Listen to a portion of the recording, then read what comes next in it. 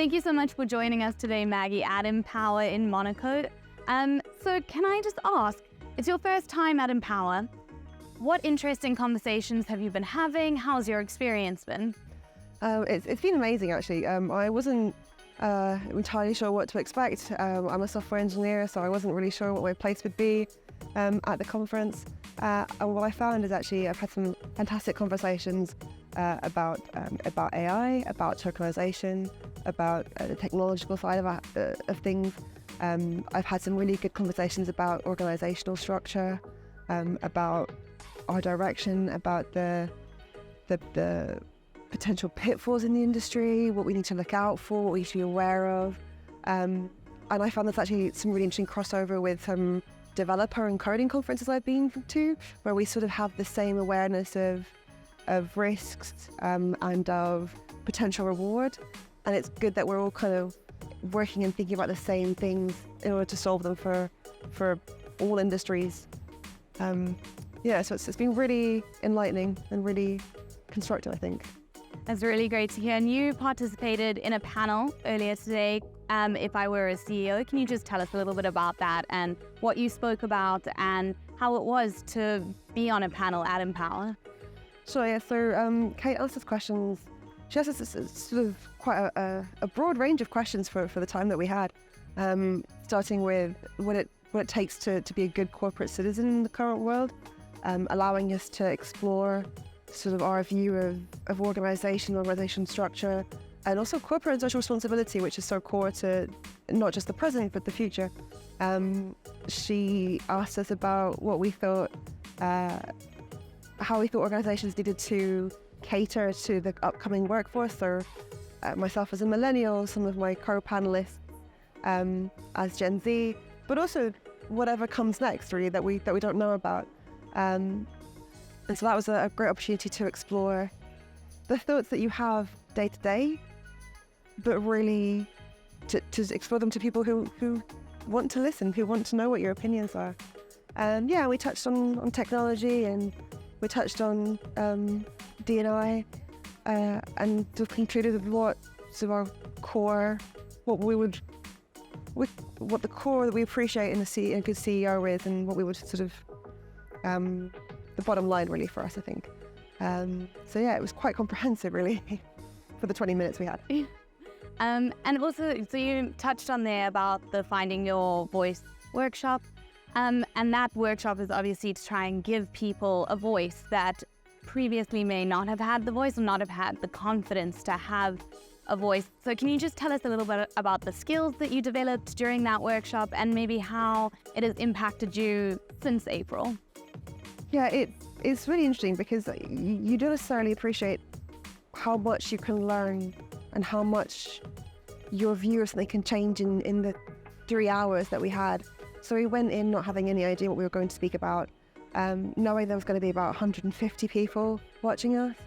And we learned a lot about, or I personally learned a lot about sort of the structure of the storytelling aspect. The best thing you can bring is your story. Anyone can read statistics or facts or just things off the internet that are more generic, but your lived experience, your story is unique to you. So that really helped each of us find something that we were passionate to speak about. And it's opened all sorts of doors that I couldn't have expected. And it's helped me tackle the imposter syndrome that's definitely still there, and that was definitely there in the whole build up to coming out to Monaco. And it's slowly been chipped away with every conversation that I have, with the feedback and the responses that I've received when I've asked a question or asked someone something a bit further. And it's given me a bit more of a sense of belonging. I was really worried that I really didn't belong here, and that I'd be found out that I didn't belong here, and people would be like, what's she doing at FundForum? She's a software engineer. And I've had the complete opposite experience, that I've been really welcomed, and I feel like actually I do belong. Can I say that?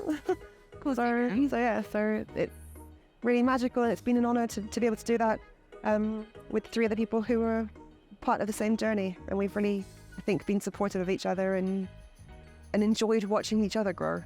Not to put words in their mouths. It's really great to hear that you've had such a good experience and such a welcoming experience. can you just touch on one highlight of the last 2 days that kind of sticks out for you? Gosh, it really is difficult because there is really a lot. I think the panel itself was obviously the culmination of everything, so that was a huge highlight. Talking to Kate and having a hard time has been phenomenal.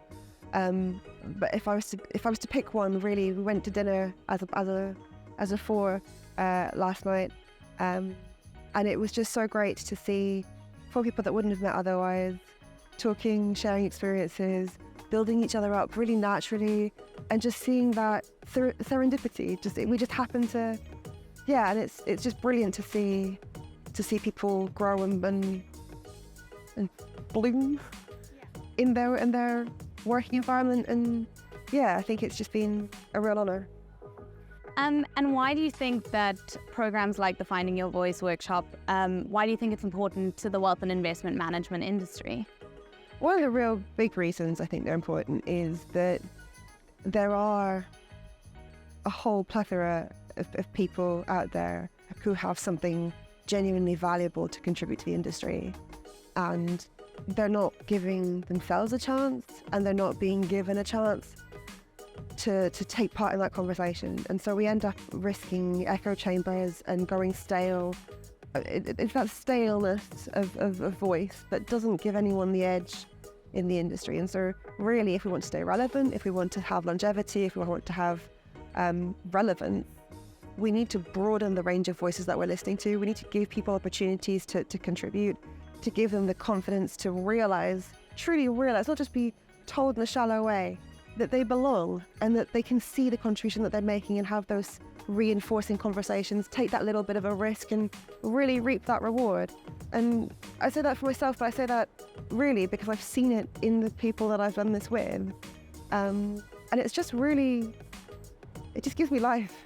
And there's just so many more people out there who deserve that chance. And I hope that if someone's on the fence about taking part in the workshop, that they go for it, that they do it. And even if they don't get into the workshop, they don't stop trying to have that voice heard. Yeah. And then finally, what do you think the industry can do as a whole to become a little bit more inclusive and to kind of embrace those voices that aren't being heard at the moment? I think there's maybe broadly 2 things.